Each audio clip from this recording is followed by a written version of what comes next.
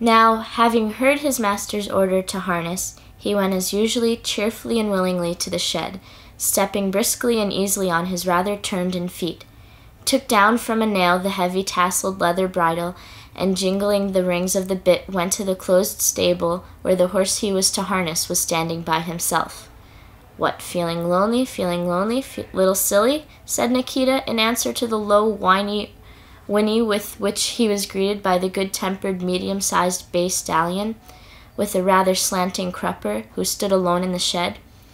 Now then, there's time enough. Let me water you first," he went on, speaking to the horse just as someone who understood the words he was using, and having whisked the dusty grooved back of the well-fed young stallion with the skirt of his coat, he put a bridle on his handsome head, straightening his ears and forelock, and having taken off his halter, led him out to water. Picking his way out of the dung-strewn stable, McCordy frisked, and making play with his hind leg pretended that he meant to kick Nikita, who was running at a trot beside him to the pump.